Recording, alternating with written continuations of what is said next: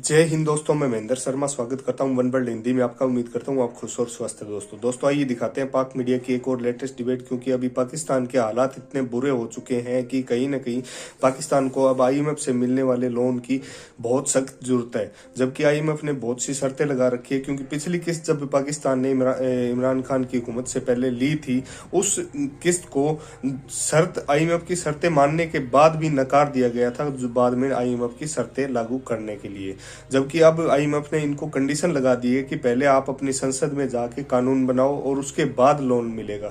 तो कहीं ना कहीं पाक मीडिया अब चिंता में डूब गया है कि क्या पाकिस्तान में जब तक आईएमएफ की लोन की किस्त नहीं आएगी तब तक पाकिस्तान के हालात इतने बद से बदतर हो जाएंगे कि कोई संभालने वाला भी नहीं हो सकेगा। तो कहीं ना कहीं आज पाकिस्तान बैकफुट पे जा रहा है, तो कहीं ना कहीं आईएमएफ की शर्तों की वजह से भी जा रहा है। तो दोस्तों देखिए डिबेट और कमेंट में अपने प्रतिक्रिया जरूर दें। लास्ट में आपसे रिक्वेस्ट करूंगा, चैनल पर नए हैं तो चैनल को सबसे पहले सब्सक्राइब कीजिए, लाइक शेयर कमेंट जरूर कीजिए। दोस्तों जय हिंद, वंदे मातरम, भारत माता की जय। दोस्तों ताहम इसका हल आवाम की जो इनकम है उसको बढ़ाकर निकाला जाएगा। वज़ीर ख़जाना ने ये तसल्ली दी है कि तनख्वाहदार जो तबका है ये मुतासिर हो रहा है, लेकिन घबराने की ज़रूरत नहीं है।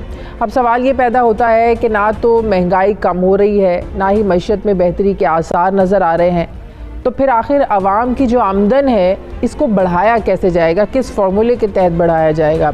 और वैसे भी ना जाने क्यों ये हुकूमत जो है वो मुश्किल हल ढूंढने की कोशिश कर रही है। मिनी बजट पास हो गया है, स्टेट बैंक तरमीमी बिल भी असम्बली से पास हो गया है, लेकिन अगर कुछ पास नहीं हुआ तो आईएमएफ की जो $1 अरब की किस्त है ये गुज़श्ता साल दिसंबर के महीने में मिलने वाली किस्त की 3 तारीखें मिल चुकी हैं। और अभी भी वज़ीर ख़जाना शौकत तरीन कह रहे हैं कि हमारे ही कहने पर आईएमएफ ने किस्त रिलीज़ करने की जो मीटिंग है ये 2 फरवरी तक बढ़ाई है। शौकत तरीन साहब का ये मानना है कि हमारे पास 1 हफ्ता है, हम साम भी मार देंगे और लाठी भी नहीं टूटेगी। क्या कहते हैं वज़ीर ख़जाना, ये ज़रा देखिए। हमें ये नहीं मालूम कि ये जो इस वक्त सुपर साइकिल कमोडिटीज का है ये कब नीचे आएगा, बिकॉज ये हमारे पे मुनसर नहीं है। ये दुनिया के बीच में सप्लाई डिमांड का चक्कर चल रहा है और उसकी वजह से हो सकता है कि ये सुपर साइकिल जो है अगले 2-3 महीने में नीचे ना आए। तो हम ये कोशिश करेंगे कि अपने सारे जो हमारे सेगमेंट्स ऑफ सोसाइटी हैं उनकी इनकम्स बढ़ाएं। एक तरफ नाज़रीन तिजारती खसारा बढ़ रहा है, तो दूसरी तरफ अफगानिस्तान के बहरान की वजह से भी हमारी मईशत पर दबाव है। और तीसरा फिर अपोजिशन के धरने और एहतजाज की सियासत भी आने वाले दिनों में मईशत पर मनफी असरात मुरतब करने का बायस बन सकती है। जबकि आईएमएफ के साथ 2 फरवरी की तारीख तय पाई है। अगर इस तारीख को भी कर्जे की जो किस्त है ये रिलीज़ नहीं होती तो फिर मईशत में बेहतरी कैसे आएगी। मैं बात करूँगी, मुझे माहिर मौशियात फ़ारूक सलीम साहब ज्वाइन कर रहे हैं। अस्सलाम वालेकुम, बहुत बहुत शुक्रिया फ़ारूक सलीम साहब आपका। फ़ारूक सलीम साहब, सबसे पहले तो ये बताइएगा कि जो हमें हल दिया जा रहा है कि आमदन बढ़ाई जाएगी तनख्वाहदार तबके की, कैसे? महंगाई तो कम हो नहीं रही है, इनकम आप कैसे बढ़ाएंगे एक आम आदमी की? जी, पहला सवाल आपने उठाया कि हुकूमत के पास ऐसा कौन सा फॉर्मूला है कि आवाम की आमदन बढ़ जाएगी, और साथ ही साथ इसके साथ दूसरा सवाल ये बनता है कि हुकूमत के पास कौन सा फार्मूला है कि वो कितनी आमदन बढ़ा देगी। बिकॉज हुकूमत का जो अपना इदारा है पाकिस्तान ब्यूरो ऑफ स्टेटिस्टिक्स कहलाता है, उसने जो जनवरी की 20 तारीख को हमें आदाद शुमार दिए हैं, वो यकीन जानिए कि पढ़ने के बाद मैं बहुत ही घबरा गया, क्योंकि वो ये कहते हैं सेंसिटिव प्राइस इंडेक्स कहलाता है वो, और उसमें कोई 51 ज़रूरी अशिया जो है उनकी कीमत हुकूमत हमें खुद से बताती है कि पिछले 1 साल में यानी कि 12 महीनों में उनमें कितना इजाफा आया है। बिजली की कीमत हुकूमत बता रही है कि 81% बढ़ गई है। खाने बनाने का तेल जो है वो 50% ऊपर है, साबुन 40%, दाल मसूर 40% और पेट्रोल 35%। तो सवाल ये पैदा होता है कि अगर बिजली की कीमत 81% बढ़ रही है तो क्या हुकूमत जो आमदन बढ़ाने का फॉर्मूला सोच रही है उसमें अवाम का मैक्सिमम कितना फायदा पहुंचा सकती है? हकीकत ये है कि आप अपने इर्द गिर्द अपने नहीं, आमदन कैसे बढ़ेगी? मुझे इस चीज़ की समझ में नहीं आ रही कि आप सरकारी मुलाजमीन की तनख्वाहें बढ़ाएंगे, जो प्राइवेट तबका है उस पर ये कैसे इम्प्लीमेंट होगा? ज़ाहिर है अगर आपने आमदन बढ़ानी है तो सबकी बढ़ाएंगे ना, तो ये आमदन बढ़ेगी कैसे? खर्चे तो कम नहीं हो रहे हैं। जी, ये सवाल बिल्कुल वैलिड बनता है कि आमदन बढ़ाई कैसे जाए। हकीकत यह है कि पिछले 3 साल से तो आमदन मुसलसल जो है वो गिर रही है। अगर आप वर्ल्ड बैंक का डेटा उठा के देखें तो वो हमें बताता है कि 2018 में पाकिस्तानियों की जो औसतन आमदन है वो पीक पे पहुंच गई थी, और उसके बाद 3 साल ऐसे हैं जिस दौरानिए में आपकी और मेरी और औसतन आमदन जो है वो मुसलसल गिर रही है। तो यहाँ पे तो दो धारी तलवार चल रही है कि बिजली 81% ऊपर है, दाल मसूर 40% ऊपर है, और आपकी और मेरी आमदन जो है वो मुसलसल गिर रही है। तो मेरी समझ में नहीं आता कि हुकूमत के पास कोई ऐसा फॉर्मूला है जिससे वो आमदन बढ़ा पाएगी।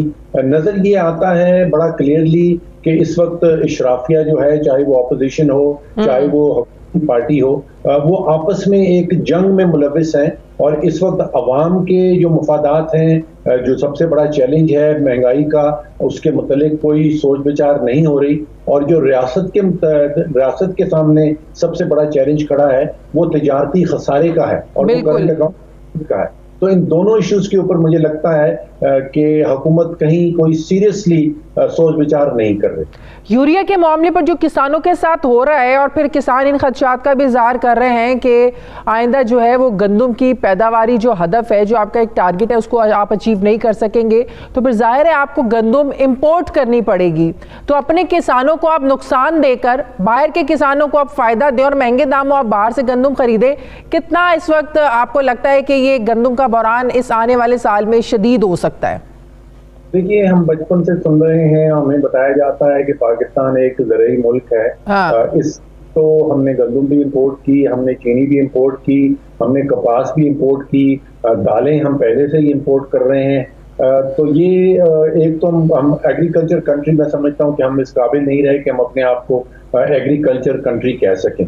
दो और सेक्टर्स ऐसे थे जिसमें हमें हुकूमत ने बताया और बेशुमार मरतबा बताया कि वो बूम पे जा रहे हैं। उसमें से एक कंस्ट्रक्शन सेक्टर था और दूसरा हमें बताया गया कि एग्रीकल्चर सेक्टर में कोई 1000 अरब की इजाफी इनकम जो है वो डिस्ट्रीब्यूट हो गई है। अब ऐसे है कि कंस्ट्रक्शन सेक्टर वाले तो खुद से अखबारों में इश्तिहार दे रहे हैं कि हम बैंकरप्ट होने चले हैं और हमें बचाया जाए, और साथ ही साथ पता चल रहा है कि जो हाल यूरिया की कीमत का है और जो यूरिया की सप्लाई की शॉर्टेज है हमारे किसानों के लिए, तो लगता है कि खाने पीने की चीजें शायद अगले साल भी हमें दोबारा। तो इसका मतलब गंदम की जाहिर है शॉर्टेज होगी, सप्लाई एंड डिमांड का जो जाहिर है उसी से सारी कीमतें तय होती हैं। जब गंदम कम होगी तो आपकी प्राइसेस भी ऑटोमेटिकली बढ़ जाएंगी, फिर जखीरा अंदोज यहाँ कहाँ बाज आते हैं? आप दुरुस्त कह रही हैं। मुझे नजर ये आ रहा है कि सियासत के ऊपर 100% फोकस यहाँ पे है। ना तो अपोजिशन इन मामला के ऊपर बहस कर रही है या कोई मुतबादिल तरीके बता रही है, और हुकूमत तो तकरीबन पूरी तरह जो है वो अपोजिशन की जंग में मसरूफ है।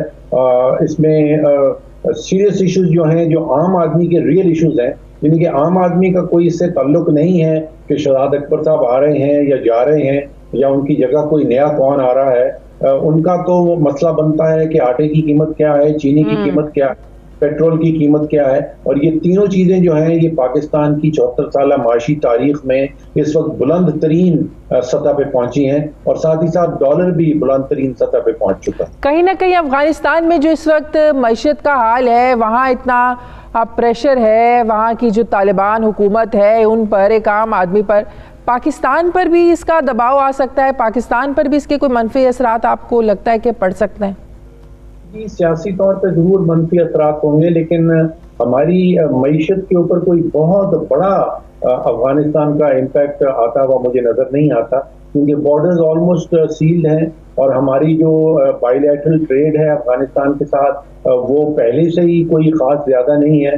बिलियन 2 बिलियन का मामला बनता है आने जाने का, जबकि इस साल हमारी जो बायलैटरल ट्रेड दुनिया के साथ है वो मैं समझ रहा हूँ कि 100 बिलियन से तजावुज कर पाएगी। तो अफगानिस्तान का एक कुर्बानी का बकरा जरूर ढूंढ सकते हैं कि उनके ऊपर इल्जाम डाल दिया जाए, लेकिन वहां पे एक तो आबादी जो है वो 3-4 करोड़ से ज्यादा नहीं है, वो कितनी गंदम स्मगल कर लेंगे, वहां पे कोई इतना बड़ा एग्रीकल्चर लैंड भी नहीं है, वो कितनी यूरिया हमारी जो है वो स्मगल कर लेंगे। तो वो कुर्बानी का बकरा जरूर बनाया जा सकता है, लेकिन उसका कोई खास इम्पैक्ट मुझे पाकिस्तान की मईशत के ऊपर डायरेक्ट होता नजर।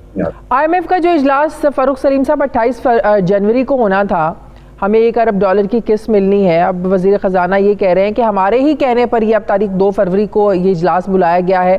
ऐसी कौन सी शराइत है जिस पर अमल दरामद नहीं हो सका और हम इसको लिंगर ऑन कर रहे हैं और कह रहे हैं कि आप ये आगे बढ़ाएं और इन 10 दिनों में हमें कुछ वक्त मिल जाए कि हम उनकी शराइत पर पूरा उतर सकें? देखिए, ये सब बातें तो हम मीडिया में सुन रहे हैं, अखबारों में पढ़ रहे हैं।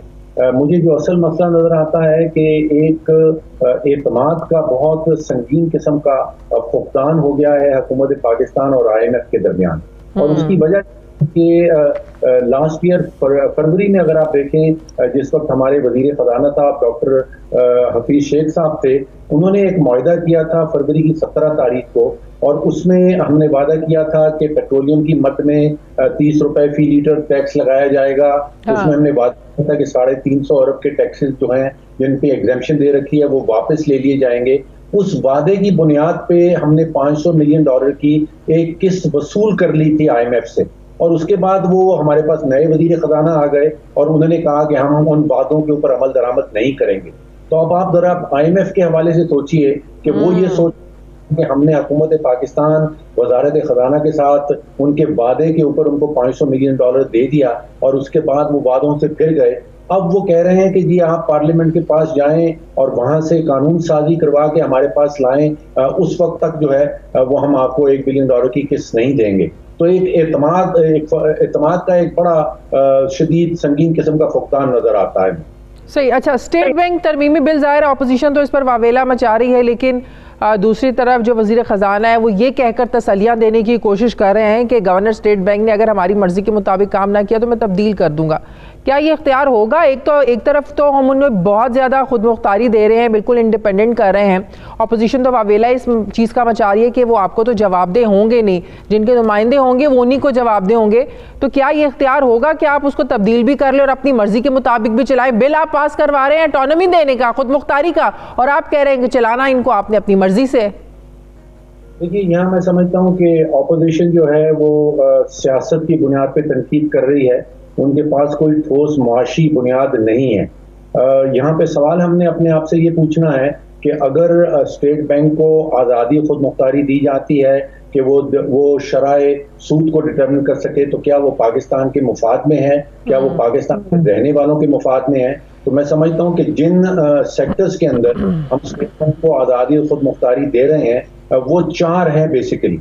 उसमें तयन करना है इंटरेस्ट रेट का, उसमें आपने तयन करना है कि कितनी मनी सप्लाई होगी, उसमें बैंकिंग सेक्टर को रेगुलेट करना है। तो मेरा मौक़िफ़ ये है कि ये तीनों